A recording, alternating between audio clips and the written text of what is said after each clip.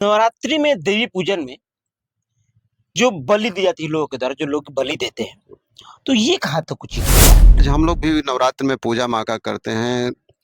दुर्गा जी का पूजन में बलि में विशेष करके या तो नारिकेल का बलि दीजिए, नारियल की जो बलि दी जाती है उसको दीजिए, या जायफल की हम लोग बलि देते हैं। बलि है, बिना बलि के देवी का एक तरह से कृपा मिल नहीं सकता है। और प्रसाद में चाहिए तीन जो आंख वाला जो तीन होता है। आँख वाला नहीं खाना चाहिए, उसको छोड़ दिया जाता है, अग्नि में डाल दीजिए या विसर्जित कर दीजिए।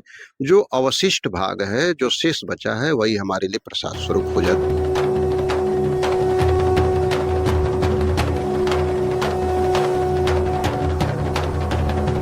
नवरात्रि में देवी पूजन में जो बलि दी जाती है लोगों के द्वारा, जो लोग बलि देते हैं, तो ये कहाँ तक उचित होता है? क्योंकि कहा जाता है कि सनातन धर्म में या फिर जो भी पूजा पाठ में हिंदू में बलि नहीं किया जाता है, तो ये कहाँ तक सही होता है? बहुत आपने बढ़िया प्रश्न किया।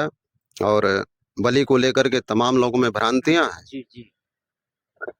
अपने गांव पर भी मैं देखा करता था, जब बचपन में मैं छोटा था। और माँ काली का सावन में हम लोग के यहाँ पूजन होता है, जिसको हम लोग पूजैया बोलते हैं। जी, गांव अपने ग्राम स्तर पर पूजा होता है, जी। सभी से चंदा वसूल करके, और सामूहिक एक तरह से वो ग्राम पूजा है। और लोग पूजा करते थे, तो मैं देख करके दंग रह जाता था कि लोग 10-10, 20-20 बकरा लेकर के वहां बलि देने के लिए जाते थे। और देख करके दंग रह जाता था। मैं सोचता था, मैं चिंतन करता था कि माँ क्या किसी जीव को लेकर के ही किसी का कल्याण करती है क्या? वो भी तो किसी माँ का ही तो पुत्र है ना। और जब सभी जीव में शिव ही है, सभी जीव में वही आत्मा प्रवेश की है, तो ऐसा तो नहीं होना चाहिए। और आज देखिए, कालांतर कई दशकों के बाद बलि प्रथा में बहुत कमी आई है। और बलि के बगैर भी हम लोग सब खुशहाल है, सुखी है। देखिए, माँ की पूजा 3 प्रकार की होती है। एक सात्विक होती है, एक तामसी होती है, एक राजसी पूजा होती है। सात्विक पूजा में साधारण तरीके से पूजा हम लोग करते हैं। और राजसी पूजा में चवर, छत्र, बिस्तर वगैरह सारा लगा करके राजसी पूजा करते हैं। और तामसी पूजा जो होता है, एक तरह से इसमें सूरा वगैरह बलि देने का विधान है, लेकिन उसका स्वरूप बदल चुका है। आज हम लोग भी नवरात्र में पूजा माँ का करते हैं। दुर्गा जी का पूजन में बलि में विशेष करके या तो नारिकेल का बलि दीजिए, नारियल की जो बलि दी जाती है उसको दीजिए, या जायफल की हम लोग बलि देते हैं। बलि है, बिना बलि के देवी का एक तरह से कृपा मिल नहीं सकता है। और प्रसाद में या पूजन में बलि का विधान है, बलि होना भी चाहिए। लेकिन बलि का स्वरूप जो है, अगर सात्विक या राशि पूजा कर रहे हैं तो कहीं भी हिंसा के लिए नहीं है उसमें जगह।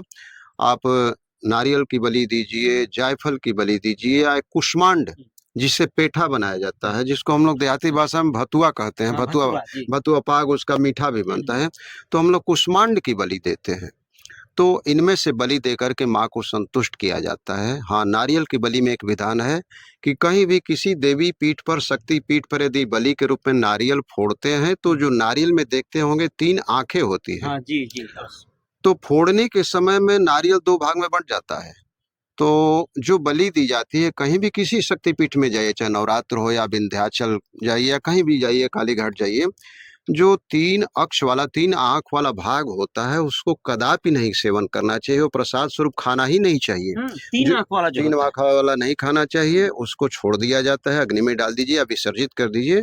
जो अवशिष्ट भाग है, जो शेष बचा है, वही हमारे लिए प्रसाद स्वरूप हो जाता है। उसका सेवन करने में कोई दिक्कत नहीं है। अन्यथा आंख वाला जो भाग है, 3 आंख वाला, उसको प्रसाद में नहीं लेना चाहिए। नारियल का बड़ा महत्व गुरु जी है ना, 3 आंख वाला। ऐसा नहीं कि और कोई भी नारियल अगर मिल रहा है प्रसाद के रूप में लेकर चढ़ा दे रहे हैं, ध्यान नहीं दे रहे हैं कि 2 आंख वाला है कि 3 आंख वाला, तो इसको बड़ा ध्यान देना। हाँ, तंत्र में नारियल में एक एकाक्षी भी नारियल होता है। वो तंत्र में एक आंख उसमें होता है, बहुत बिरले लोग पाते हैं।